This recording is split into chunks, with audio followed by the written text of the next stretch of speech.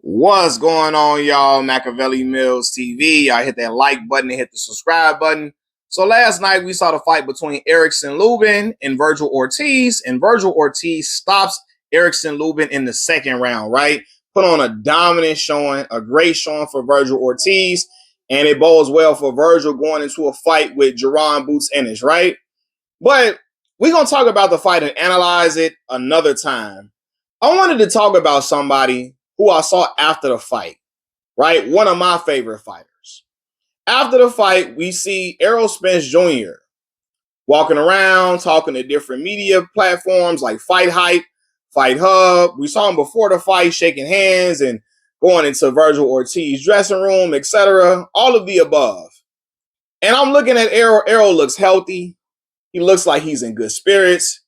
He looked like he has that confident aura around him that he had when he was actively fighting consistently, right? And I'm glad to see that for real. But one thing I noticed too, man, Errol was out there talking to the media and the fans mobbed him for pictures. I'm talking about just to just say what's up, just to have a conversation, to try to interview him for their platform. I seen all different type of people, all different ages, different genders. I saw a grandmama come up and kiss Errol on the cheek. She came up and just had to kiss him on the cheek, right? I seen dudes in there just trying to get a picture, all of that. I say that to say, Errol Spence is still a star within the sport. I know he got beat from pillar to post by Terrence Bud Crawford. He got beat by a generational, once in a lifetime fighter, a Haley's Comet type of fighter. Once in a lifetime fighter, he got beat from pillar to post. I know that, right? But I don't know, man. Something is better about boxing when Errol Spence Jr. is around. Seriously. And I'm not even just saying that because he's one of my favorite fighters. When you think about it, man, when Errol Spence got a fight coming up, it's like people get to talking. You see a certain excitement in the air. Boxing is more exciting when he's around. You can not like him all you want to and all of that, but the fans say differently. Because a lot of people disrespect him on social media, call him a hype job, a PBC hype job, and all this and all of that. And I always say this: you don't be a hype job in boxing.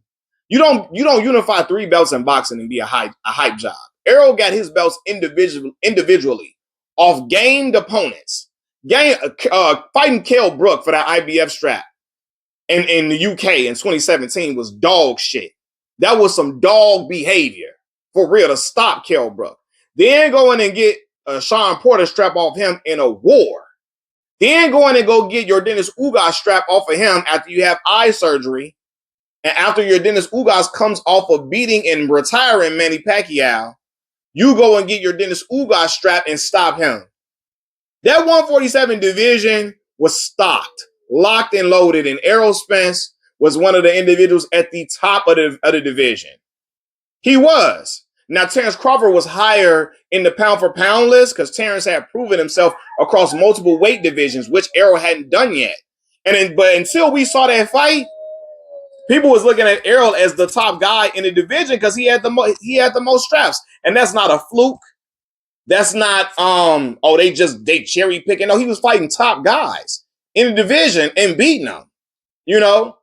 So I say that to say, man, the disrespect gotta stop, man. Errol, and you see it with the love he's shown by the fans.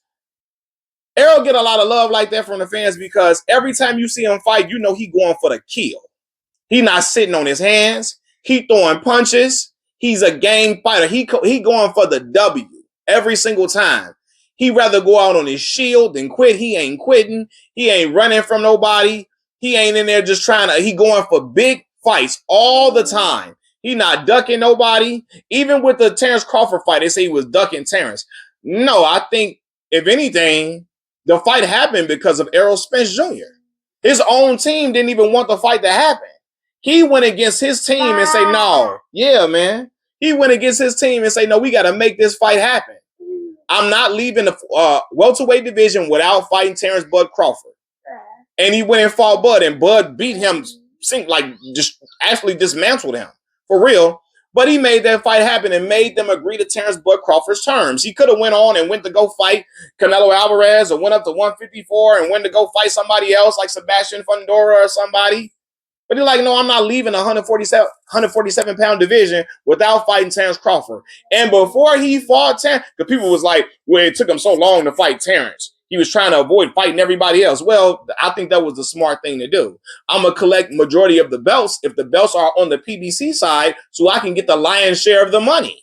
I'm sorry. Some might not like that tactic, but if I'm him and we fighting in a grueling sport where careers can be over with at any time, where people can lose their life at any time, right? I'm going to go and put myself in position to get the bigger bag when we have this mega fight. And that's what Errol did, collected all of the belts that was on the PBC side, and then went and fought Terrence Crawford, right? And in that fight, although he got beat and got stopped every single time he got dropped, he kept getting back up, kept stepping forward into danger against Terrence Crawford. And regardless of the outcome, he kept stepping forward, kept throwing punches, even though he was getting caught with punches as he was coming in with his. And that says a lot about a dude when you see him show that type of heart. When you see a dude come off a car crash and say, I'm not going to take a layoff. I'm not going to take a tune-up fight. I'm going to go fight Danny Garcia, right? I'm going to go fight a hard-hitting Danny Garcia at 147 and beat him after having an eye surgery. I'm going to go right in there and fight Yordenis Ugas. Because Errol was supposed to fight Manny Pacquiao. He had something happen with his eye. They had to replace him with Yordenis Ugas. Yordenis Ugas then beat Manny Pacquiao. And Errol Spence said, you know what? We're going to go right up in here to Yordenis Ugas so we can get this strap and we can try to make this Terrence Crawford fight happen.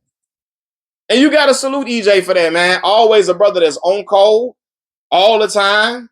When you seen him, when he was getting ready to fight, when Terrence Crawford was about to fight Canelo Alvarez. Earlier that day, Errol Spence tweeted, I got Crawford. For anybody that want to know, I'm taking Terrence Crawford. And some would say, well, it's easy for you to do that. You only going to take him so it can look better that you lost to him. No, Errol going to salute the brother. He going to go for the brother man all the time. And he ain't no hater, right? He ain't no hater. He know, because he could have easily took the route of, when Terrence Crawford won, he could have took the route of Canelo Alvarez, a lot of Canelo Alvarez fans. Oh, Terrence Crawford got to be on snack. He got to be on that Victor Conti juice, that Victor Conti regimen to beat Canelo Alvarez. He had to be on steroids. Errol could have went and took that route, but he didn't.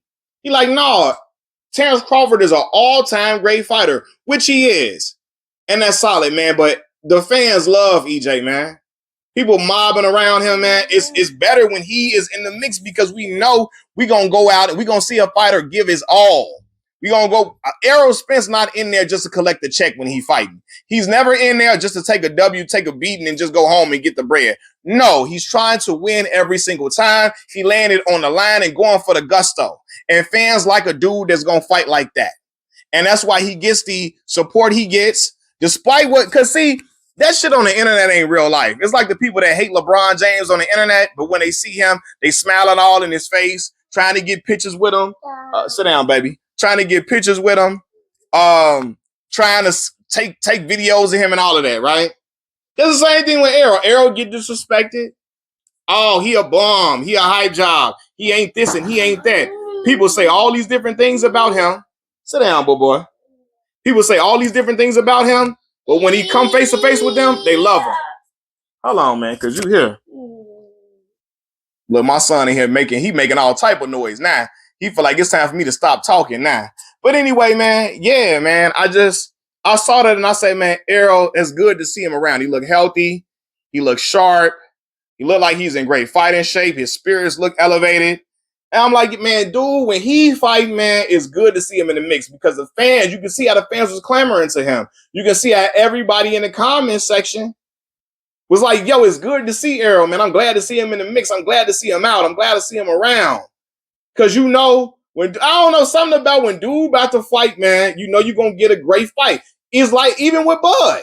Same with Bud. But when Errol around too, you know he finna try to go out and give everything he got all the time. And that's all you can ask for from a fighter. And Errol is a great fighter. Now, he's not a generational fighter like Terrence Crawford is, but he's a great fighter. And I think he's proven that throughout his time as a pro. And he should be respected as such. But I was like, man, good to see EJ, man. Good to see him back around and all of that, man. And yeah, man. Hey, look, hey, he got that chain. That chain, boy. That chain looked like frozen Poland spring water on his neck. God damn, I want a chain like that. I gotta work hard on YouTube, God damn it, to give me a chain like that. I'm like, that boy out here icy like Gucci Mane.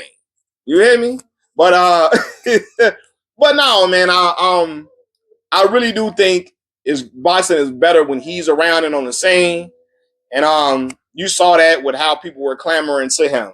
Now, he's not officially retired. He's never said he's done fighting. I know he had to find a new trainer and stuff since him and Derek James fell out. So we will see what comes of that, who will be his new trainer, what will be his new gym, his new home, as far as the gym goes.